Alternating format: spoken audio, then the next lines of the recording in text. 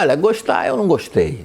Eu, pessoalmente, acho que a democracia é um bem valiosíssimo, né? O Churchill dizia, é o pior regime do mundo, com exceção de todos os outros, né?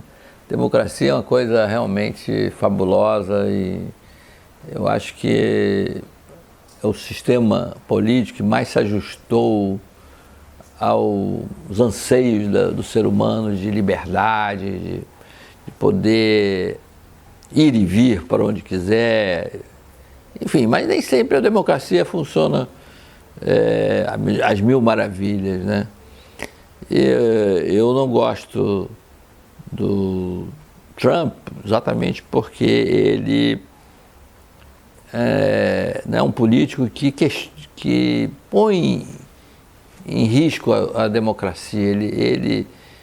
Aquela atitude que ele tomou de não aceitar a derrota para o Biden, aquilo foi muito ruim para a história americana, nunca se tinha passado por uma situação como essa. Mas agora ele foi eleito pela vontade do povo americano, ele teve uma vitória expressiva,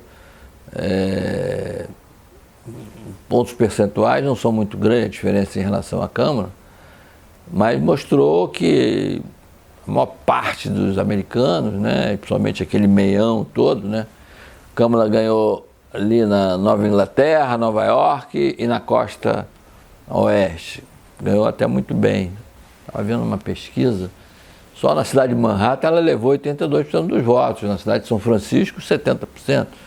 Mas no conjunto dos Estados Unidos, Trump levou sempre por 51%, 52%, 53%, 54% e mereceu a vitória. E o que é que a gente tem que esperar? Essa é a realidade. Não adianta ficar aqui dizendo eu não gostei, mas daí, so what, né? O que é que adianta?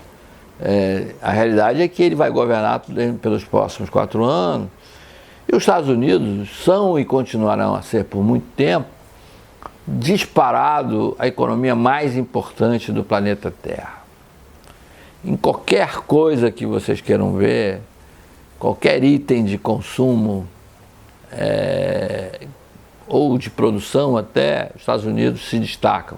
Ah, mas a China tem 1 bilhão de consumidores, os Estados Unidos tem 300 milhões.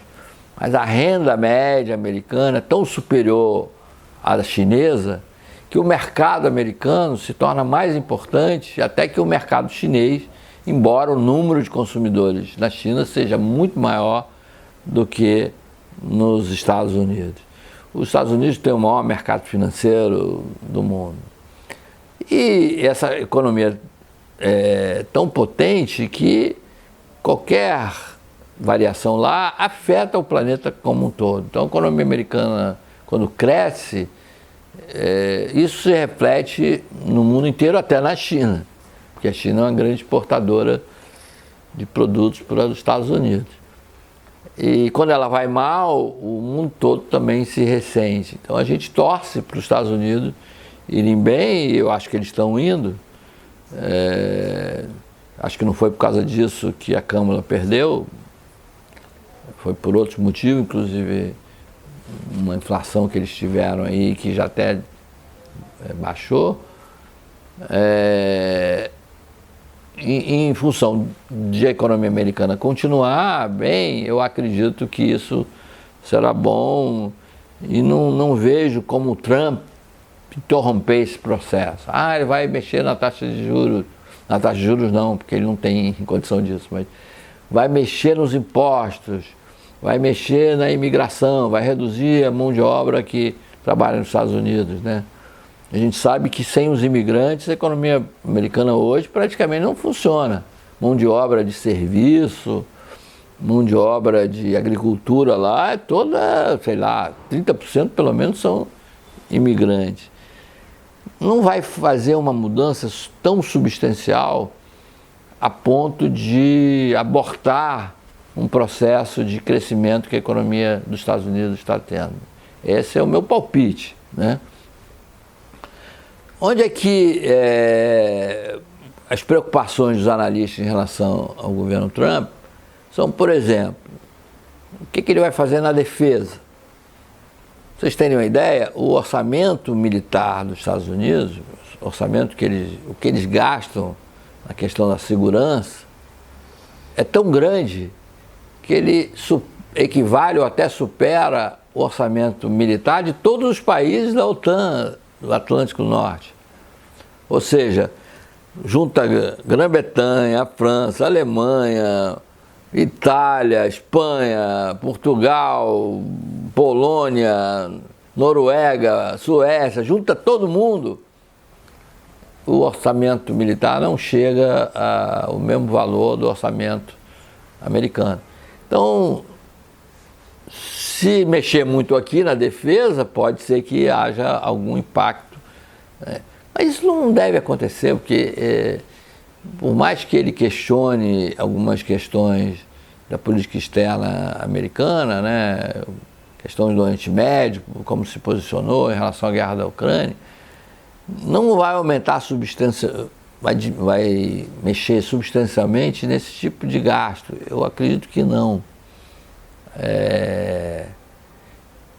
Então, efetivamente, para o mundo, o Trump no poder, eu não gosto da pessoa dele, aquele jeito de falar, eu não tenho nenhuma simpatia por ele. Mas ele não vai modificar isso. A gente não pode tirar o sono. Eu não gosto dele, mas daí a economia brasileira não vai ser afetada diretamente, a não ser que eles aprovem lá um tipo de sanção contra o Brasil, né? Resolvam dizer que o Brasil está botando fogo nas florestas e, portanto, não vamos importar mais suco de laranja, sei lá, uma coisa assim. Mas isso não tem cabimento, nem o governo americano tem esse poder, né? Muita coisa lá depende do legislativo, e o legislativo, embora os republicanos tenham ganhado a eleição, o Trump não é o dono do Partido Republicano. O Partido Republicano reflete muitos interesses, muitos lobbies, que tem interesse em continuar importando coisas do Brasil, vendendo para o Brasil, tendo comércio com a gente. Então, em resumo, é isso. Quer dizer, eu não posso ficar até ter antipatia pelo presidente americano, mas não vou perder o sono por isso. Ninguém deve perder o sono por isso.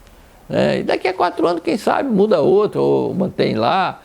Isso é uma coisa boa dos Estados Unidos, é isso, é que as mudanças no quadro político não chegam a causar uma catástrofe na economia americana, né? É muito difícil que um governo, mesmo um mau governo, consiga causar uma catástrofe. Ele pode atrapalhar, mas uma catástrofe ele não tem essa condição.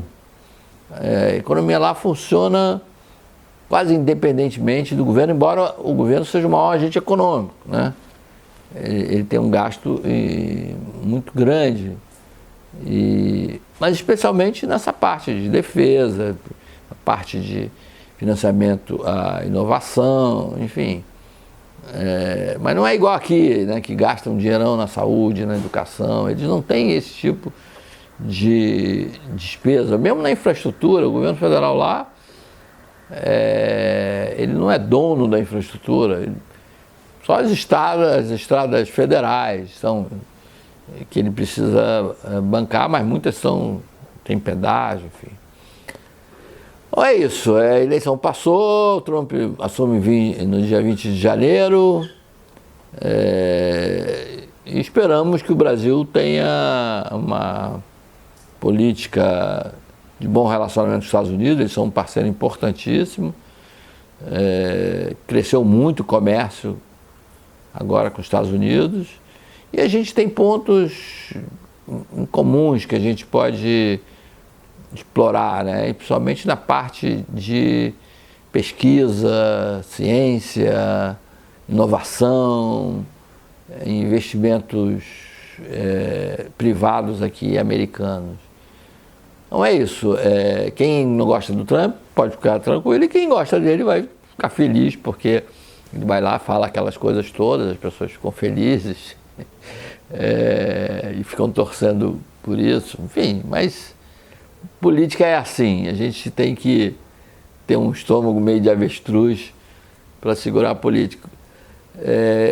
Acho que o Biden falou uma coisa interessante, embora ele seja um homem que nos últimos meses tenha mostrado até uma queda na sua situação física e mental, né?